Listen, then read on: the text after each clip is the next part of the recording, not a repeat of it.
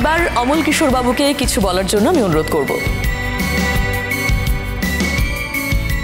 সবাইকে নমস্কার। আমি পেশায় একজন ফটোগ্রাফার, আর এছাড়া আমি একটি খবরের কাগজের সংস্থার সঙ্গেও যুক্ত আছি। আজকে আমার এই আনন্দের দিনে দুটো কথা শেয়ার না করে আপনাদের সঙ্গে থাকতে পারছি না। এই ছবি তোলার অভ্যাস ছোট থেকেই আমার মধ্যে ছিল, আর আমি সেটা নিত্য চর্চার মধ্যে রেখেছি আজ অবধি। এর আগে বিগত দিনে আমি বিভিন্ন জায়গা থেকে বেশ কয়েকটা পুরস্কার পেয়েছি, কিন্তু আজ এই পুরস্কার আমার কাছে অতি গুরুত্বপূর্ণ।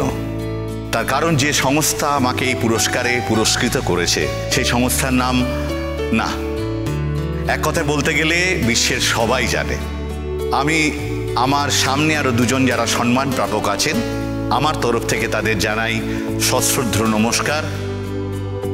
আপনারা সবাই ভালো থাকবেন, সুস্থ থাকবেন, আমার ভালোবাসা নেবেন। আপনাদের আশীর্বাদ আমার ভবিষ্যতে চলার পথে পাথেয়।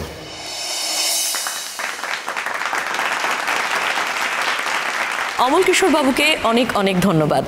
আর এবার এই মঞ্চে ডেকে নেব আমাদের প্রথম রানার আপ, অর্থাৎ যিনি দ্বিতীয় স্থান অধিকার করেছেন।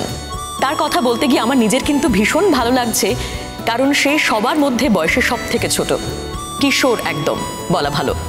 ডেকে নেব রোদ্দুর সেনকে।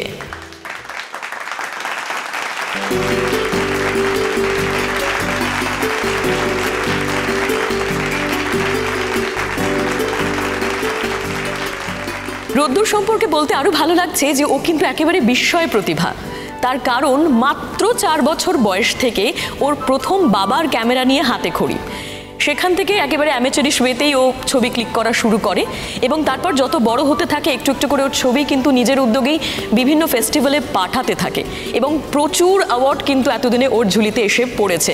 শুধু তাই নয়, গর্বের সঙ্গেই বলছি আমাদের বাংলার ছেলে, এবং অতি সম্প্রতি সুইজারল্যান্ডের একটি ফটোগ্রাফির ফেস্টিভ্যালে কিন্তু ওর ছবি সিলেক্টেড হয়েছে, এবং সেখানেও কিন্তু ও পুরস্কৃত হয়েছে। তাই এটা আমাদের সবার কাছে একটা দারুণ গর্বের ব্যাপার।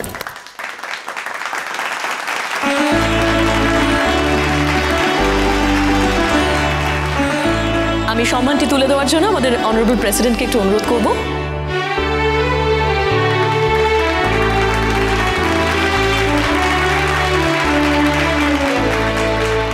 রোদ্দুর, নিশ্চয়ই খুব ভালো লাগছে, এটাই বলবে।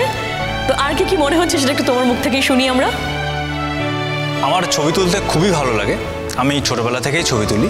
এবারে আমার সাবজেক্ট ছিল বাদনা পরব। সেই বাদনা পরবের কিছু ছবি আমি পাঠিয়েছিলাম, এবং সেই ছবিগুলো সম্মান প্রাপকের নির্বাচনে নির্বাচিত হয়, এবং আমি খুব খুশি।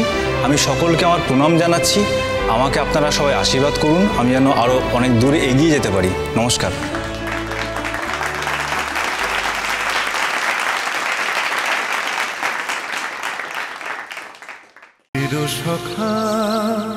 চিরসখা সোম থেকে রবি প্রতিদিন রাত 9টায় স্টার জলসায় ও জিও হটস্টারে।